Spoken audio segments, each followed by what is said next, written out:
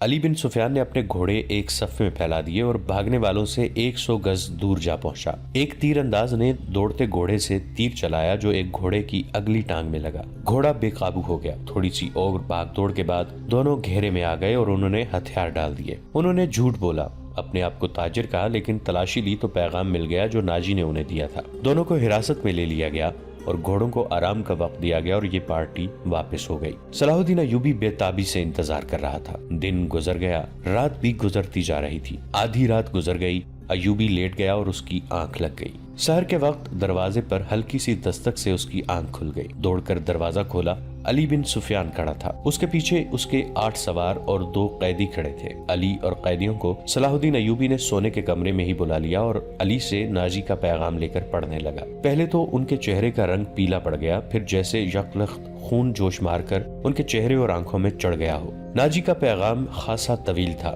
اس نے صلیبیوں کے ایک بادشاہ فرینک کو لکھا تھا کہ فلاں دن اور فلاں رات یونانیوں، رومیوں اور دیگر صلیبیوں کی بحریہ سے بحرہ روم کی طرف سے مصر میں فوجیں اتار کر حملہ کر دے۔ حملے کی اطلاع ملتے ہی 50,000 سوڈانی فوج امیر مصر کے خلاف بغاوت کر دے گی۔ مصر کی نئی فوج حملے اور بغاوت کا بیک وقت مقابلہ کرنے کے قابل نہیں۔ اس کے عوض ناجی نے تمام تر مصر یا مصر کے بڑے حصے کی حکمرانی کی شرط پیش کی تھی۔ صلاح الدین ایوبی نے پیغام لے جانے والے دونوں سواروں کو تہ خانے کی قید میں ڈال دیا اور اسی وقت اپنی نئی فوج کا دستہ بھیج کر ناجی اور اس کے 3 نائبین کو ان کے مکانوں میں نظر بند کر کے پہرا لگا دیا۔ ناجی کے حرم کی تمام عورتیں آزاد کر دی گئیں۔ اس کے ذاتی خزانے کو سرکاری خزانے میں ڈال دیا گیا اور ساری کارروائی خفیہ رکھی گئی۔ صلاح الدین ایوبی نے علی بن سفیان کی مدد سے ناجی کے اس خط میں جو پکڑ لیا گیا تھا حملے کی تاریخ کو مٹا کر اگلی تاریخ لکھ دی۔ 2 ذہین آدمیوں کو یہ پیغام دے کر شاہ فرینک کی طرف روانہ کر دیا گیا۔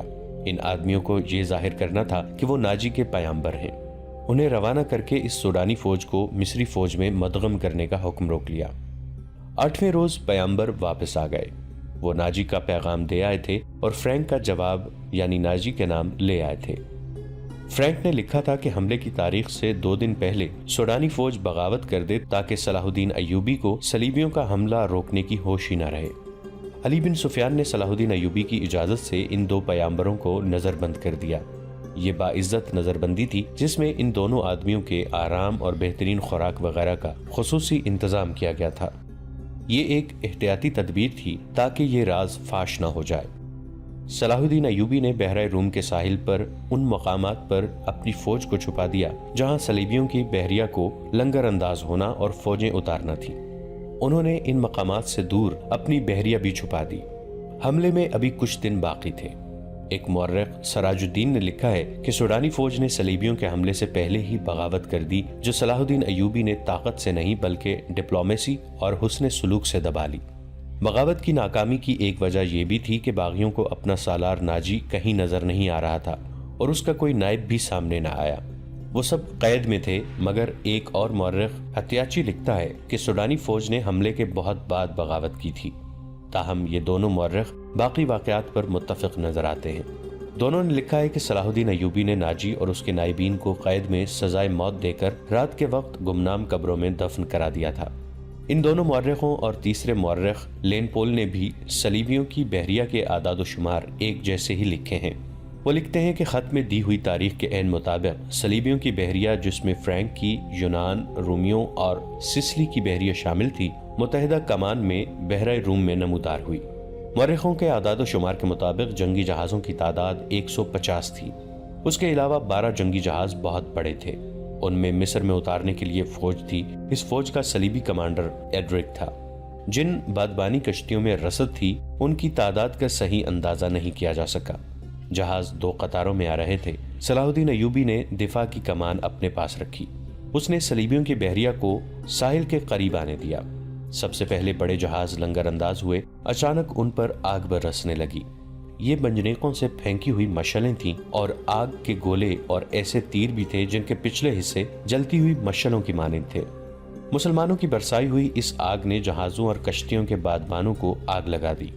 جہاز لکڑی کے بنے ہوئے تھے، فوراً جل اٹھے۔ ادھر سے مسلمانوں کے چھپے ہوئے جہاز آ گئے۔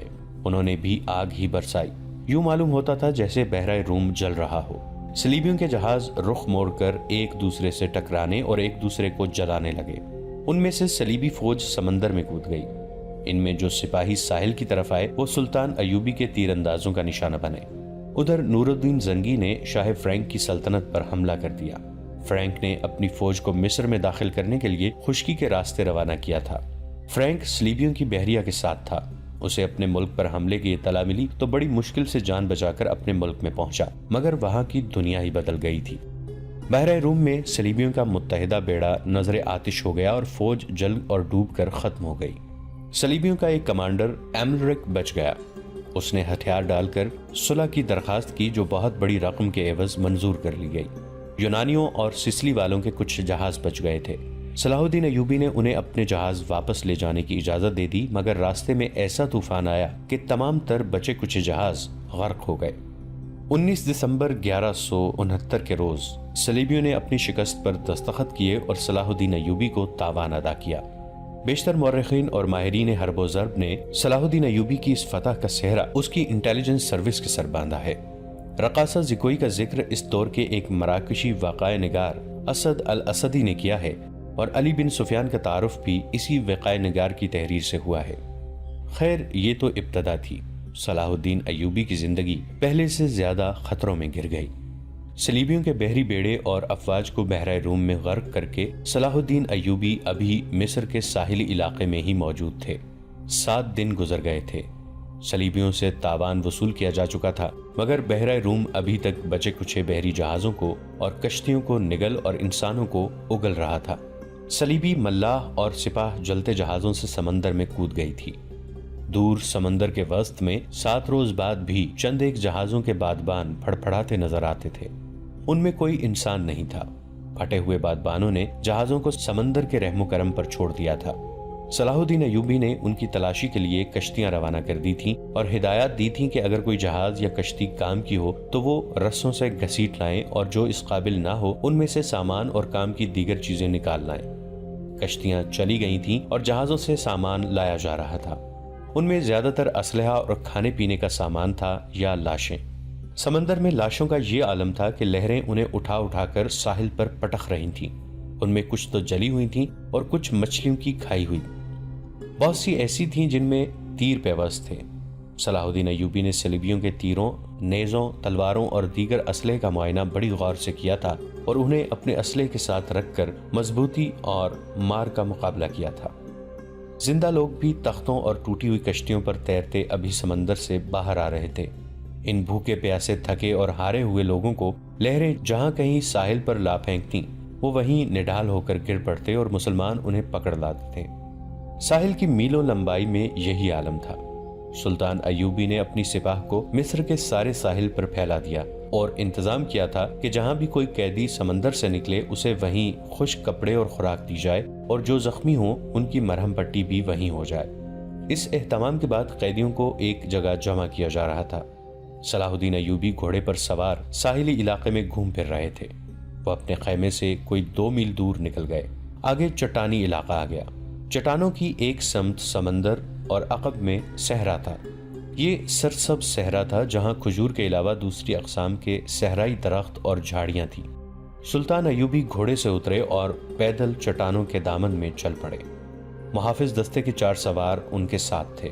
انہوں نے اپنا گھوڑا محافظوں کے حوالے کیا اور انہیں وہیں ٹھہرنے کو کہا۔ ان کے ساتھ 3 سالار تھے۔ ان میں ان کا رفیق خاص بہاؤالدین شداد بھی تھا۔ وہ اس مارکے سے ایک ہی روز پہلے عرب سے ان کے پاس آیا تھا۔ انہوں نے بھی گھوڑے محافظوں کے حوالے کیے اور سلطان کے ساتھ ساتھ چلنے لگے۔ موسم سرد تھا، سمندر میں تلاطم نہیں تھا، لہریں آتی تھیں اور چٹانوں سے دور ہی واپس چلی جاتی تھی۔ ایوبی ٹہلتے ٹہلتے دور نکل گئے اور محافظ دستے کی نظروں سے اوجھل ہو گئے۔ ان کے آگے پیچھے اور بائیں طرف اونچی نیچی چٹانیں اور دائیں طرف ساحل کی ریت تھی۔ وہ ایک چٹان پر کھڑے ہو گئے جس کی بلندی 2-2.5 گز تھی۔ انہوں نے بحر روم کی طرف دیکھا۔ یوں معلوم ہوتا تھا جیسے سمندر کی نیلاہٹ سلطان ایوبی کی آنکھوں میں اتر آئی ہو۔ ان کے چہرے پر فتح و نصرت کی مسرت تھی اور ان کی گردن کچھ زیادہ ہی تن گئی تھی۔ انہوں نے ناک سکیڑ کر کپڑا ناک پر رکھ لیا اور بولے، کس قدر تعفن ہے۔ ان کی اور سالاروں کی نظریں ساحل پر گھومنے لگیں۔ پھڑپھڑانے کی آوازیں سنائی دیں، پھر ہلکی ہلکی چیخیں اور سیٹیاں سی سنائی دیں۔ اوپر سے 3-4 گدھ پر پھیلائے اترتے دکھائی دیے اور چٹان کی اوٹ میں جدھر ساحل تھا اتر گئے۔ صلاح الدین ایوبی نے کہا، لاشیں ہیں۔ ادھر گئے تو 15-20 گز دور گدھ 3 لاشوں کو کھا رہے تھے۔ ایک گدھ ایک کھوپڑی پنجوں میں دبوچ کر اڑا اور جب فضا میں چکر کاٹا تو کھوپڑی اس کے پنجوں سے چھوٹ گئی اور صلاح الدین ایوبی کے سامنے آن گری۔ کھوپڑی کی آنکھیں کھلی ہوئی تھیں جیسے صلاح الدین ایوبی کو دیکھ رہی ہوں۔ چہرے اور بالوں سے صاف پتہ چلتا تھا کہ کسی صلیبی کی کھوپڑی ہے۔ ایوبی کچھ دیر کھوپڑی کو دیکھتے رہے، پھر انہوں نے اپنے سالاروں کی طرف دیکھا اور کہا، ان لوگوں کی کھوپڑیاں مسلمانوں کی کھوپڑیوں سے بہتر ہیں۔ یہ ان کھوپڑیوں کا کمال ہے کہ ہماری خلافت عورت اور شراب کی عادی ہوتی جا رہی ہے۔ صلیبی چوہوں کی طرح سلطنت اسلامیہ کو ہڑپ کرتے چلے جا رہے ہیں، ایک سالار نے کہا، اور ہمارے بادشاہ انہیں جزیہ دے رہے ہیں۔ شداد نے کہا، فلسطین پر صلیبی قابض ہیں۔ سلطان، کیا ہم امید رکھ سکتے ہیں کہ ہم فلسطین سے انہیں نکال سکیں گے؟ خدا کی ذات سے مایوس نہ ہو شداد، صلاح الدین ایوبی نے کہا، ہم اپنے بھائیوں کی ذات سے مایوس ہو چکے ہیں۔ ایک اور سالار بولا، تم ٹھیک کہتے ہو، صلاح الدین ایوبی نے کہا، حملہ جو باہر سے ہوتا ہے اسے ہم روک سکتے ہیں۔ کیا تم میں سے کوئی سوچ بھی سکتا تھا کہ کفار کے اتنے بڑے بحری بیڑے تم اتنی تھوڑی طاقت سے نظر آتش کر کے ڈبو سکو گے؟ یا تم نے شاید اندازہ نہیں کیا کہ اس بیڑے میں جو لشکر آ رہا تھا وہ سارے مصر پر مکھیوں کی طرح چھا جاتے؟ اللہ نے ہمیں ہمت دی اور ہم نے کھلے میدان میں نہیں بلکہ صرف گھات لگا کر اس لشکر کو سمندر کی تہ میں گم کر دیا۔ مگر میرے دوستو، حملہ جو اندر سے ہوتا ہے اسے تم آسانی سے نہیں روک سکتے۔ جب تمہارا اپنا بھائی تم پر وار کرے گا تو تم پہلے یہ سوچو گے کہ کیا تم پر واقعی بھائی نے وار کیا ہے؟ تمہارے بازو میں اس کے خلاف تلوار اٹھانے کی طاقت نہیں ہوگی۔ اگر تلوار اٹھاؤ گے اور اپنے بھائی سے تیغ آزمائی کرو گے تو دشمن موقع غنیمت جان کر دونوں کو ختم کر دے گا۔ وہ آہستہ آہستہ ساحل پر چٹان کے ساتھ ساتھ جا رہے تھے۔ چلتے چلتے رک گئے، جھک کر ریت سے کچھ اٹھایا اور ہتھیلی پر رکھ کر سب کو دکھایا۔ یہ ہتھیلی جتنی بڑی سلیب تھی جو سیاہ لکڑی کی بنی ہوئی تھی، اس کے ساتھ ایک مضبوط دھاگا تھا۔ انہوں نے ان لاشوں کے بکھرے ہوئے اعضاء کو دیکھا جنہیں گدھ کھا رہے تھے، پھر کھوپڑی کو دیکھا جو گدھ کے پنجوں سے ان کے سامنے گری تھی۔ وہ تیز تیز قدم اٹھاتے کھوپڑی تک گئے۔ 3 گدھ کھوپڑی کی ملکیت پر لڑ رہے تھے۔ صلاح الدین ایوبی کو دیکھ کر پرے چلے گئے۔ صلاح الدین ایوبی نے سلیب کھوپڑی پر رکھ دی اور دوڑ کر اپنے سالاروں سے جا ملے۔ کہنے لگے، میں نے صلیبیوں کے ایک قیدی افسر سے باتیں کی تھیں، اس کے گلے میں بھی سلیب تھی۔ اس نے بتایا کہ صلیبی لشکر میں جو بھرتی ہوتا ہے اس سے سلیب پر ہاتھ رکھ کر حلف لیا جاتا ہے کہ وہ صلیب کے نام پر جان کی بازی لگا کر لڑے گا اور وہ روئے زمین سے آخری مسلمان کو بھی ختم کر کے دم لے گا۔ اس حلف کے بعد ہر لشکری کے گلے میں سلیب لٹکا دی جاتی ہے۔ یہ سلیب مجھے ریت سے ملی ہے، معلوم نہیں کس کی تھی، میں نے اس کی کھوپڑی پر رکھ دی ہے تاکہ اس کی روح سلیب کے بغیر نہ رہے۔ اس نے سلیب کی خاطر جان دی ہے۔ سپاہی کو سپاہی کے حلف کا احترام کرنا چاہیے۔ سلطان، شداد نے کہا، یہ تو آپ کو معلوم ہے کہ صلیبی یروشلم کے مسلمان باشندوں کو کتنا کچھ احترام کر رہے ہیں۔ وہاں سے مسلمان بیوی بچوں کو ساتھ لے کر بھاگ رہے ہیں۔ ہماری بیٹیوں کی آبرو لوٹی جا رہی ہے۔ ہمارے قیدیوں کو انہوں نے ابھی تک نہیں چھوڑا۔ مسلمان جانوروں کی سی زندگی بسر کر رہے ہیں۔ کیا ہم ان عیسائیوں سے انتقام نہیں لیں گے؟ انتقام نہیں، صلاح الدین ایوبی نے کہا، ہم فلسطین لیں گے، مگر فلسطین کے راستے میں ہمارے اپنے حکمران حائل ہیں۔ وہ چلتے چلتے رک گئے اور بولے، کفار نے صلیب پر ہاتھ رکھ کر سلطنت اسلامیہ کے خاتمے کا حلف اٹھایا ہے۔ میں نے اپنے اللہ کے حضور کھڑے ہو کر اور ہاتھ اپنے سینے پر رکھ کر قسم کھائی ہے کہ فلسطین ضرور لوں گا اور سلطنت اسلامیہ کی سرحدیں افق تک لے جاؤں گا۔ مگر میرے رفیقو، مجھے اپنی تاریخ کا مستقبل کچھ روشن نظر نہیں آتا۔ ایک وقت تھا کہ عیسائی بادشاہ تھے، ہم جنگجو۔ اب ہمارے بزرگ بادشاہ بنتے جا رہے ہیں اور عیسائی جنگجو۔ دونوں قوموں کا رجحان دیکھ کر میں کہہ رہا ہوں کہ ایک وقت آئے گا جب مسلمان بادشاہ بن جائیں گے مگر عیسائی ان پر حکومت کریں گے۔ مسلمان اسی میں بدمست رہیں گے کہ ہم بادشاہ ہیں، آزاد ہیں، مگر وہ آزاد نہیں ہوں گے۔ میں فلسطین لے لوں گا مگر مسلمانوں کا رجحان بتا رہا ہے کہ وہ فلسطین گنوا بیٹھیں گے۔ عیسائیوں کی کھوپڑی بڑی تیز ہے۔ 50,000 سوڈانی لشکر کو کون پال رہا تھا؟ ہماری خلافت اپنی آستین میں ناجی نام کا سانپ پالتی رہی ہے۔ میں پہلا امیر مصر ہوں جس نے دیکھا ہے کہ یہ لشکر ہمارے لیے نہ صرف بیکار ہے بلکہ خطرناک بھی ہے۔ اگر ناجی کا خط پکڑا نہ جاتا تو آج ہم سب اس لشکر کے ہاتھوں مارے جا چکے ہوتے یا اس کے قیدی ہوتے۔ اچانک ہلکا سا زناٹا سنائی دیا اور ایک تیر صلاح الدین ایوبی کے دونوں پاؤں کے درمیان रेत में लगा। जिधर से तीर आया था उस तरफ सलाहुद्दीन अय्यूबी की पीठ थी। सालारों में से कोई भी उधर नहीं देख रहा था। सबने बिदक कर उस तरफ देखा जहां से तीर आया था। उधर नोकीली चट्टानें थीं। तीनों सालार और सलाहुद्दीन अय्यूबी दौड़कर एक ऐसी चट्टान की ओट में हो गए जो दीवार की तरह उमूदी थी। उन्हें तवक्को थी कि और भी तीर आएंगे। तीरों के सामने मैदान में खड़े रहना कोई बहादुरी नहीं थी।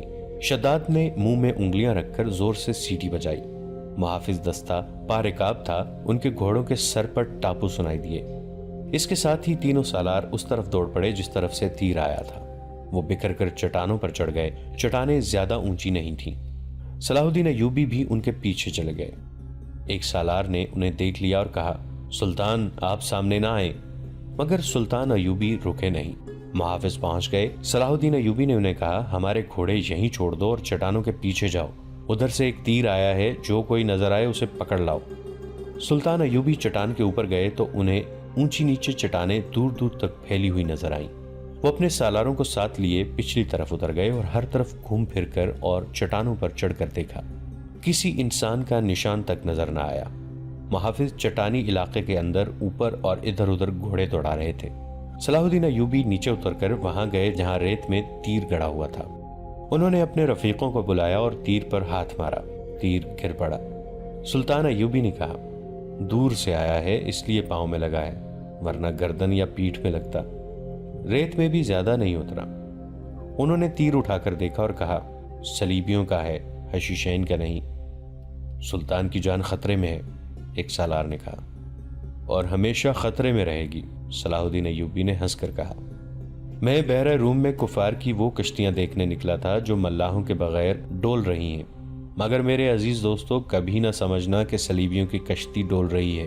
वो फिर आएंगे, घटाओं की तरह गरजते आएंगे और बरसेंगे भी, लेकिन वो जमीन के नीचे से और पीठ के पीछे से भी वार करेंगे। हमें अब सलीबियों से ऐसी जंग लड़नी है जो सिर्फ फौजें नहीं लड़ेंगी। मैं जंगी तरबियत में एक इजाफा कर रहा हूँ। ये फन्ने हर्बो ज़र्ब का नया बाब है। इसे जासूसों की जंग कहते हैं। सुल्तान अय्यूबी तीर हाथ में लिए घोड़े पर सवार हो गए और अपने कैंप की तरफ चल पड़े। उनके सालार भी घोड़ों पर सवार हो गए।